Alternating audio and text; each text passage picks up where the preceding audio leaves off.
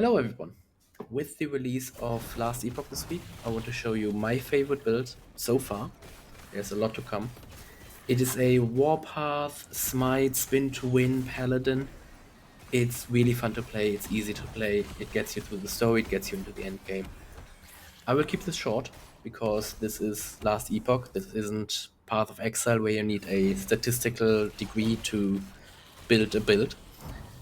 So I will show you what is important. So you have a Warpath Smite Paladin. What deals the damage, what triggers the damage. I will afterwards show you my build, what I think is optimal, what for me feels the best. But the first minute and a half are going to be important. So you have a build. Everything after that, you can improvise how you want.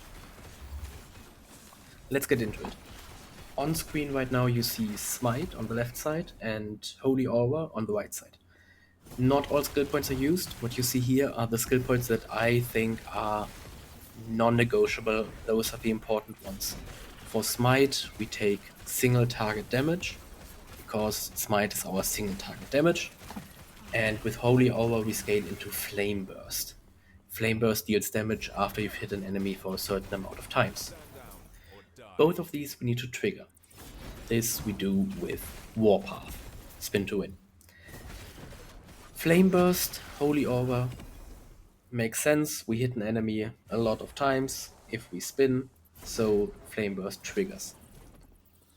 Warpath also has a passive that triggers Smite once a second, if leveled up completely.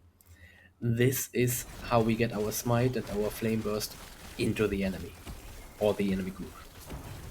What you see right now is my skill distribution for Warpath. Very important, on the bottom left there is the passive I mentioned that triggers Smite. And that is the basics of the build. On screen right now you see my passives. They are, in my opinion, what makes the most sense. If you use a shield, I should note that. In this build I use a shield, so I have a couple of passives with 1 point into it, so I get additional block chance.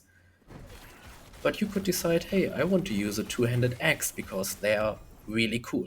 So do that, take those skills out, put them into something that deals damage.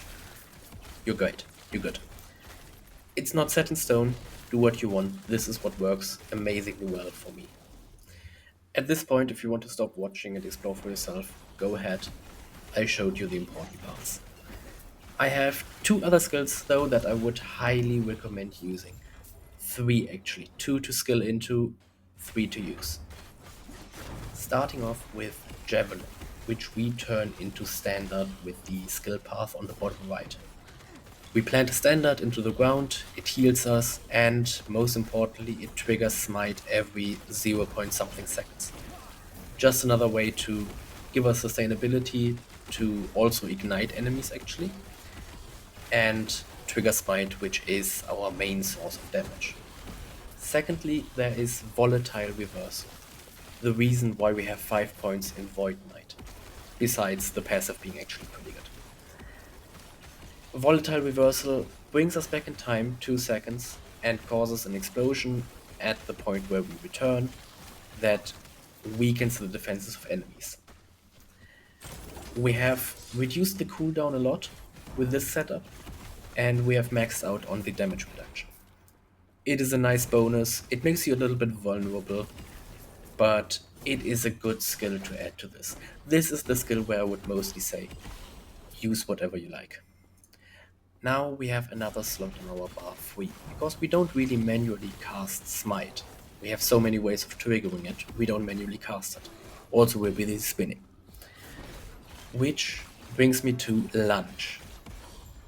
It is what you see me use in the background. I jump around, I zip around. We have not skilled into it at all. It is a good skill without any investment. You can do the same with Shield Rush. Shield Rush works the same, especially if you actually work a shield, otherwise you will need to skill into it. But what I'm trying to say is, you don't manually cast Smite, put a movement skill on your bar, it makes the game faster. Now you might have noticed I have not mentioned equipment at all. This is because I recorded all of this before release of 1.0, So I don't want to give you any advice to farm an item to then see, oh, this item has been changed, this item has been nerfed. The only one I would suggest is Avarice. Those are gloves you find at level 6, very, very early, when an old man asks you to find his book and another man asks you to steal the book, give the book back, you get nice gloves. They give leech, they give increased leech, they keep you alive. It's a good item. I kept it until level 60, I think. So I would suggest those, but otherwise go with the highest stat stick you find for leveling. And once we get into the really late game, if you've played this build the entire time, you at that point know more than I do. So go ahead and figure it out. And now we're at the end of the video. Turns out I actually rambled on for 5-6 minutes. I thought I would be quicker. Anyways, if you like the rambling, I have a Twitch where I'm about 3 times a week. I have this YouTube, I have a TikTok, I have a Discord. Google my name, you'll find me, I'm pretty sure. Thank you very much for watching. I really look forward to this game. I will play this a lot in the next weeks. So if you want to see more, subscribe here. As I said, follow me wherever you like.